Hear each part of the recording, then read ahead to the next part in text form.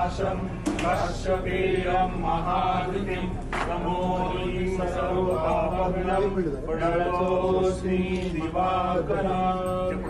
मुख्यमंत्री एकनाथ शिंदे हे शिर्डीला गेले आणि तिथं एका संख्याशास्त्र सांगणाऱ्या भविष्यकाराला भेटले अशी चर्चा आहे आणि त्यावरतीच अंधश्रद्धा निर्मूलन समितीनं आक्षेप देखील नोंदवला आहे।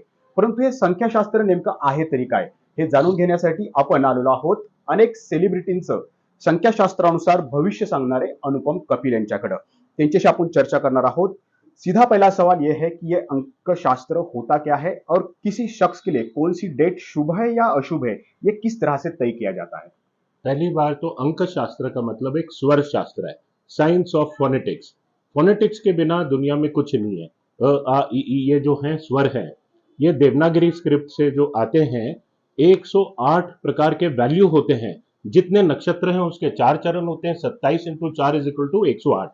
तो हम जो इंडिया में प्रैक्टिस कर रहे हैं या विश्व में प्रैक्टिस कर रहे हैं, कबाला पद्धति, पाइथागोरन पद्धति से कर रहे हैं। ये 26 अल्फाबेट के फिगर से वैल्यूज लेकर कैलकुलेट करते हैं, जो कि बिल्कुल अनसाइंटिफिक है।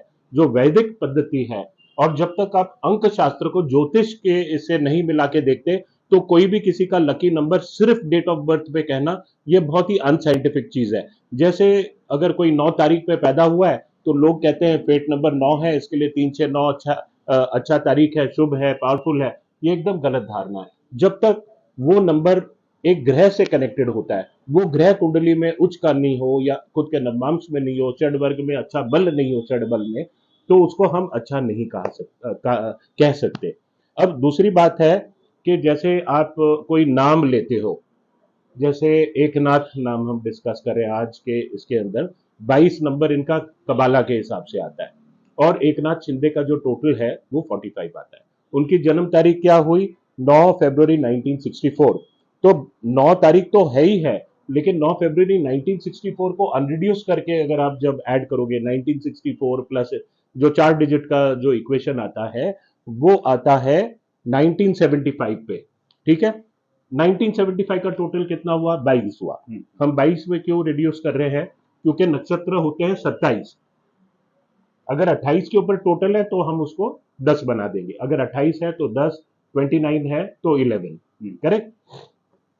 अब ये जो 22 नंबर है, ये कहता है, कबाला में कहते हैं फूल जिसके पीछे मतलब धोखा है, कोई उसको धोखा देता है। इनके जीवन में धोखे तो बहुत होंगे, लेकिन एट द सेम टाइम इनकी कुंडली इतनी पावरफुल है। बृहस्पति और शुक्र जो है मीन राशि में बैठे हुए हैं, और मूल त्रिकोण राशि में शनि बैठे हुए हैं, सूर्य थोड़ा सा वीक है, मंगल उच्च का है, बाकी सारे ग्रह मूल नक्षत्र में पैदा होने के कारण बहुत सारे चैलेंजेस इनके लाइफ के अंदर first half of the life में आए। बच्चों का जो वियोग हुआ उसके भी कई कारण है। लेकिन इस पूरे कॉन्टेक्स्ट में अमित शाह जो है, इनका जो नंबर अगर आप देखते हैं 22 तारीख को पैदा हुए। मैं, क्योंकि आप बोलते हैं ये साइंस है कि नहीं, ये प्रश्न है, मैं आपको ये बता रहा हूं, बाकी सबको छोड़ के डायरेक्टली इनका अचानक वहां पे जाना बीजेपी के साथ, ये थोड़ा एक शॉक क्यों लगा? ये शॉक नहीं है न्यूमरोलॉजिस्ट के लिए, क्योंकि 22 नंबर इनका डेस्टिनी नंबर है यहाँ पे। और अमित शाह जी का जो है 22 तारीख को जन्म तारीख है, और फडणवीस जी के साथ क्यों जुड़ गए? वापिस से 22 तारीख। और अजीत दादा भी 22 तारीख को पैदा हुए, इसलिए एक बार वो फडणवीस जी के साथ जुड़े, लेकिन दूसरे नंबर सपोर्ट नहीं कर रहे थे। अब आपका दूसरा सवाल जो है, एकादशी तिथि पे ये पैदा हुए हैं, और एकादशी तिथि में जब कृष्ण पक्ष के पैदा होते हैं तो इनको विश्व देवों की पूजा करना चाहिए। इनका कुंडली में 5 अंग होते हैं, जैसे वार, नक्षत्र, तिथि एक्सेट्रा। तो भवकरण में पैदा होने की वजह से इनका जो लकी सिंबल हुआ वो है शेर। तो कहीं ना कहीं शेर कहीं ना इनके आसपास में रहेगा, तो इनको बहुत अच्छा रिजल्ट रहेगा, ना कि कोई मनुष्य की पिक्चर। इंद्र देवता इनके मेन देवता हैं उस करण के। इंद्र याग नाम का अगर हवन करें तो ठीक है। आज ये कामाख्या जी जा रहे हैं, कामाख्या देवी को शनिवार को 26 तारीख को जा रहे हैं। योग अच्छा नहीं है उस दिन का, शूल योग या बुरा योग है। तो देवी को जब हम थैंक्स गिविंग करने जाते हैं या पहली बार जाते हैं किसी ब्लेसिंग्स लेने के लिए, तो अच्छे योग पे जाना चाहिए। वो योग मेरे हिसाब से तो 2 तारीख को जो सिद्धि योग है, उस तारीख को जाना उनके लिए अच्छा रहता। इसी से जुड़ा सवाल यही है कि जी। मुख्यमंत्री एकनाथ शिंदे जी 26 अभी नवंबर को वहां जी। पे गुवाहाटी वापस जा रहे हैं। जब महाराष्ट्र में सत्ता का बदलाव हुआ, वो भी लगभग 26 जून के आसपास ही हुआ था। तो ये क्या 26 उनके लिए कुछ शुभ माना जा रहा है? नहीं, शुभ की बात नहीं है। 26 जो शनि जो है कार्मिक कंट्रोलर है, भाग्य बदलता है लोगों का। हर एक इंसान का, चाहे वो 26 को पैदा हुए या ना हो, 8 नंबर की, जब जैसे मैंने कई बार जब हम पामिस्ट्री करते हैं, जब ये भाग्य रेखा 32 और 35 यहाँ पे ये जो इंटरसेक्शन है, आप अपना भी हाथ देखोगे, मैंने तो आपका देखा ही नहीं है। अक्सर उस पॉइंट के ऊपर आके भाग्य रेखा टूट जाती है या अलग डायरेक्शन लेकर डायरेक्शन चेंज हो जाता है, क्योंकि 35 जो नंबर है, शनि अपना जो इस जन्म के कर्मों का फल देना शुरू कर देता है। तो 8 तारीख भी, 17 भी, 26 भी, 26 थोड़ी कठिन तारीख है, इसके अंदर शनि का रोल होता है। और इस साल के अंदर तो शनि का बहुत ही इंपॉर्टेंट रोल रहा। अभी वक्री भी थे, अब डायरेक्ट हो गए हैं। और अगले इस साल में 8, आपको बोल रहा हूं, ये बाय मैजिक या बाय चॉइस नहीं चूज किया, ये फेट के साथ हो गया अपने आप, क्योंकि इस साल का जो उनका एनुअल नंबर है वो 8 है। एनुअल नंबर कैसे कैलकुलेट करते हैं? अभी डेट ऑफ बर्थ है 9 फरवरी, 9 प्लस 2 11 हुआ। 11 को हम 6 से ऐड करेंगे, 6 जो 2022 का जो टोटल है 6 है, तो कितना हुआ टोटल? रिड्यूस करके देखो तो 8 हुआ। तो 8 नंबर पावर का है, एक्सपेंशन का है, इसीलिए इस साल के अंदर उनको पावर भी मिला, एक्सपेंशन भी हुआ। लेकिन अगला नंबर जो है, अगला एनुअल नंबर उनका अगले साल जो आ रहा है 9 का है। 9 उनके भाग्यांक से मिलता है। ट्रेडिशनली न्यूमरोलॉजी में, अंक विद्या में कहते हैं, अगर सेम नंबर आ जाए साल का, या आप 45th ईयर में हो, 54th ईयर में हो, एक्सेट्रा, तो आपका पावर बढ़ता है, आप अचीवमेंट करते हो। लेकिन 9 इंडिपेंडेंटली जब एनुअल नंबर में आता है, बहुत सारे सेपरेशंस और बिछड़ जाना लोगों से लिखा होता है। अंकशास्त्र, आपके अंकशास्त्र के हिसाब से ही उनके लिए फिर शुभ दिन जो है वो कौन सा, डेट जो है कौन पहली से बात माने तो जाएंगे? मैं ये बताता हूँ हम्म, कि अब जो इलेक्शन आ रहे हैं, इनके लिए जो आने वाला वर्तमान समय है जनवरी तक का, ये एक बहुत कठिन समय है। तो निश्चित ही इनका वहाँ पे जाना, माता को आशीर्वाद मांगना एक सही समय पे है, लेकिन सही मुहूर्त पे नहीं है। इस दर्शन का उनको कोई लाभ नहीं होगा। इनको जाना चाहिए 2 तारीख को, अगर ये पूर्ण इसका फायदा उठाना चाहते हैं। और आपने दूसरा प्रश्न पूछा था उनके लिए शुभ शुभ तारीख। तारीख कौन तो कौन सी है? जैसे मैंने आपको कहा, बृहस्पति इनके लिए अच्छा है, अपनी राशि में है, तो 3 नंबर अच्छा है इनके लिए। शुक्र जो है वो अपने उच्च की राशि में है, तो इनके लिए 6 नंबर भी अच्छा है। 6 और 3 दोनों अच्छे हैं। 1 नंबर इतना कुछ अच्छा नहीं है।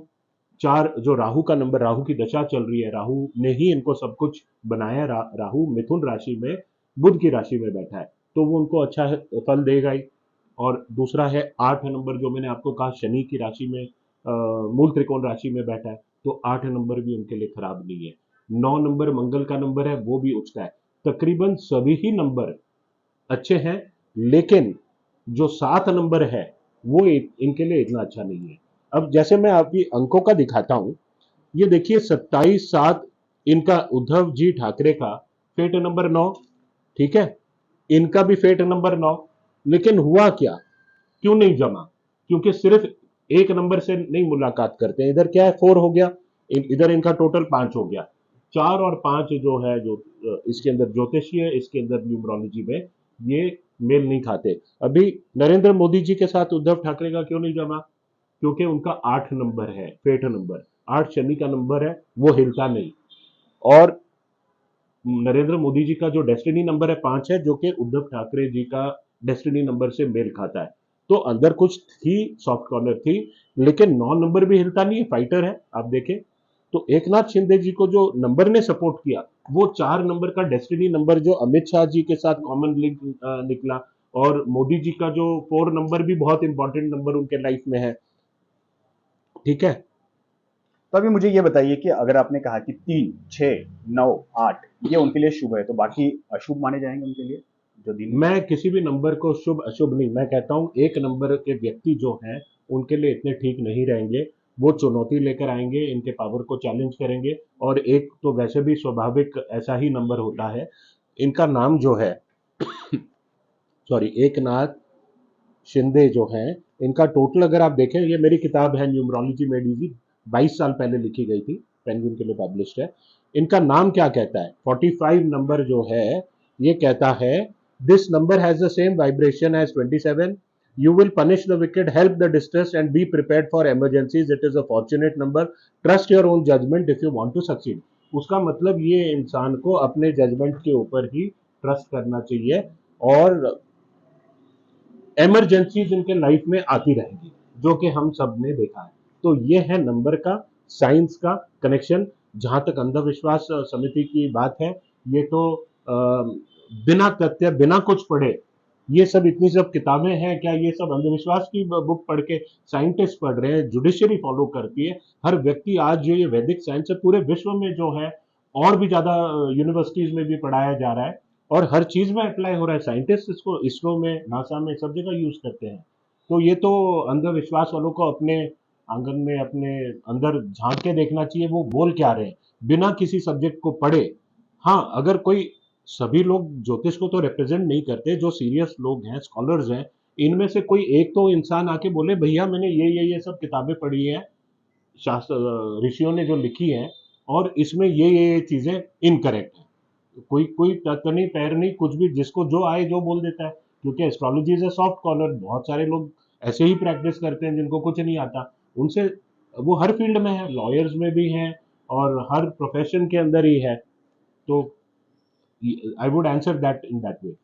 तर एकनाथ शिंदे हे शिर्डीला गेले नाही, त्या भेटीवरती अंधश्रद्धा निर्मूलन समितीनं या ठिकाणी आक्षेप घेतला आणि त्यामुळं विविध चर्चा ज्या आहेत त्या त्यानंतर रंगू लागल्या। त्यामुळेच संख्याशास्त्र नेमकं काय असतं हे जाणून घेण्याचा प्रयत्न, हे तुमच्यासमोर आणण्याचा प्रयत्न या सगळ्या चर्चेमागे होता। नाजिम मुल्ला, एबीपी माझा, पिंपरी चिंचवड। एबीपी माझा, उघडा डोळे बघा नीट।